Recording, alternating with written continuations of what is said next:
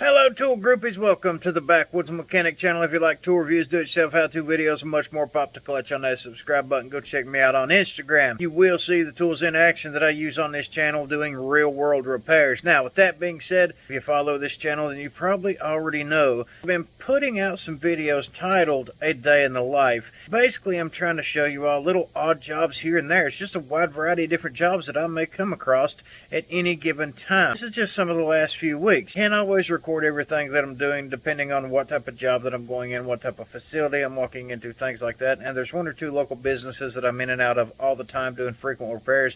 They'll call me up and say, hey Steve, can you come over and fix this? And of course, if I got time, I'll shoot over and fix a few things. This is a dump on a Milnor washer. This piece right here, basically your water level. It's got two different water level settings on this one. Broke off. You can see right here, without getting into great detail on all that stuff, the pipe is rusted, corroded, got gunk back in the side of it right there. So we're going to have to take that apart and get it out of the way. We're going to get inside here to get the rest of the threads out that broke off of that nipple right there. So what I'm going to have to do is set this in here. And after I get it set inside here, I'm going to take a hammer and I'm going to tap it to get it inside of that nipple. I'm going to take a few tries. You get a good bite in there though. We will see if our pipe is coming out here. And that's what we want to see right there. It come right out. I'm going to go ahead and take this off here. And we're going to go ahead and take the rest of that corroded pipe out of here. But it's a new one in. So I took this out to my truck where I've got a vise. Popped that out of here. Cleaned up a little bit. And we're going to get our new pieces on. All kinds of stuff in here. Water clamps, brass fittings, a little bit of this, that, and the other. Because I got one or two more stops to make after this. Our nipple put back in it. And having special tools, regardless if they're cheap or expensive, hey, if you think they can make your life easier, your job easier, right there you go. This Kobalt pipe wrench is already saving itself because it's making my life easier, so it was well worth the price of $27. We ready to start reassembling everything. Had to disassemble each piece because of where it's setting at on this machine here. We're going to get it all tightened up just a smidgen more and it'll be right where I want it at. Now we can put the top half on. Now we can put our spout back on. We'll go ahead, thread this in, tighten back up here. We just need to put our top pipe on, get this threaded in, tighten back up. We just got to hook our lines back up and they should be good to go. Here's our problem. The pulley's pulling, the chain is not. Another machine got to be fixed. So we'll go ahead and this one broke loose here. Alright, so basically I pulled the housing off here. As you can see, the shaft should be going through this bearing and it's not. And if you come over here and look, you'll see here's the rest of the shaft. So we're going to have to loosen up these hex screws, knock this back in there a little bit, reset everything, get the bearing knocked back up on there, and then see if we can get the pulley and the chain back together without damage. Now I've loosened up the Allen screws on the inside and this side. Now that we've got everything knocked back out here, we need to put our mount back up, knock everything in place, make sure it fits, tighten it all back up. Well, there's definitely some issues here. The keyway has broke off at one point in time and we definitely got to go get a keyway. It probably needs a new sprocket and it needs a new pulley wheel because the pulley wheel itself, where the keyway goes, is hollowed out, where it's been loose over time and not really checked. So there's a few things that need to be done here.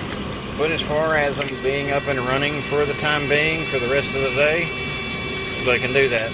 At least until we go get the things that we need. I'll place an order for a sprocket, a pulley, which is kind of warped. You can see it moving back and forth where it's a little bit warped. And I definitely would rather have a keyway that runs all the way across. And if you hear this humming right now, the reason it's humming is because there's sensors that reads whenever you're feeding the linen through it.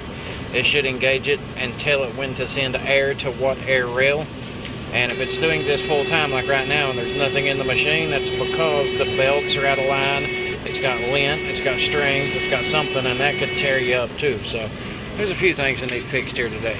I'm performing a service call. There's this pet vet, really good veterinarian here in town, at least in this building, called me up, said his, stuff was leaking on the inside, so we're clearing the vents out here today.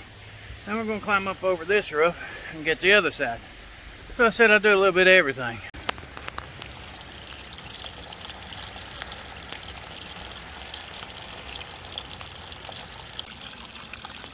Well, we got that unclogged.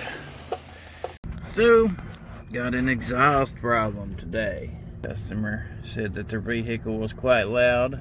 Problem is, they can't really afford for it to be welded. They wanted me to look at it to see whatever I could do for them. Good thing is, that pipe is the same as the pipe right behind that sleeve right there. We can cut it off at the back side, and then we can put this piece of flex pipe on there.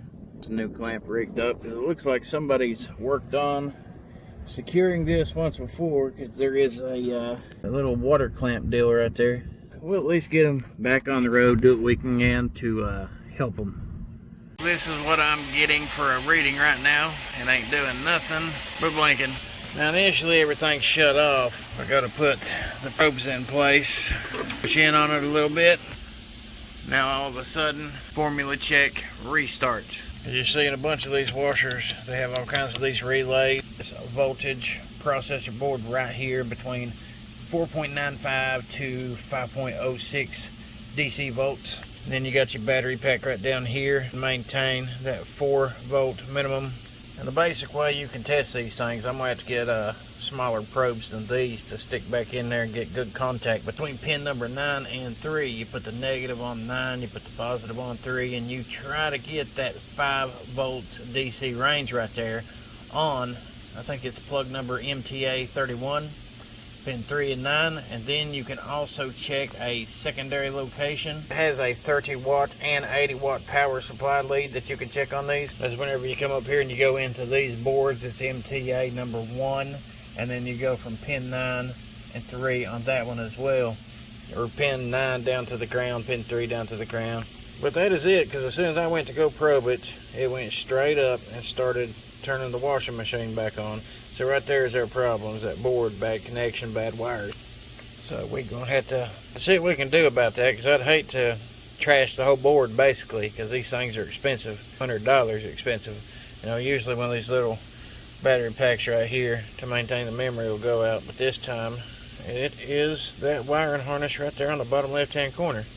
Let me take it apart and give her a look. Axial probe fault on a Milnor 130 dryer made by ADC. Okay, cut our power off. For this, we're going to bring our sockets, our Nebo inspector, and some Pittsburgh probe. We got to come down here and take the lower cover off, pull all this out, get to the sensor. I'll take the T27 Torx bit.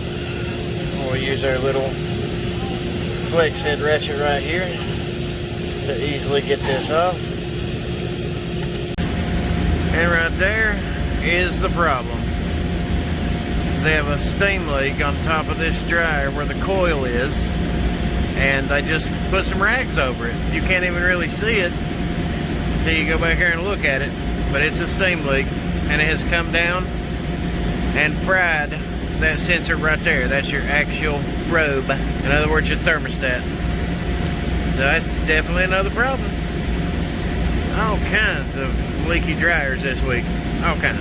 Well, this has been the second place this week I've come in where they've had, look at this, you see, and up close. Get you zoomed in here. I want you to look at this. You see the water running out of that? Look at that. Right here where the electrical plug-in is. No wonder this thing ain't running. Once again, this is from 4 maintenance. This is a separate facility from the other one that I was at earlier this week that had fire in one of their dryers. So yeah, this is definitely something that needs to be addressed. I would like to get together with this employer and, you know, give some training to the employees on, you know, maintenance prevention, fire prevention, safety, stuff like that. Because attention to detail, whenever things are leaking like this and you got that type of water leak, it has to be addressed. Because look at that. You see this, don't you? That is the water that's running down into the wiring here. That could easily set a fire. So we're gonna have to get this fixed up. Alright, first things first, I'm going to go ahead and loosen this up. Just pull this whole thing off here. That way I can, because it'll need a new thermostat for sure. And we're going to have to address the wiring harness here. We unplug it there and look inside of it. It's wet. Moisture is inside of it. It's got lint inside of it. We're going to take a pick and get all that stuff out. Dry it out real good and go from there. Loosen these up. Pull this whole piece off right here. And then right there, it's going to be your thermostat, your temperature sensor, all that good stuff.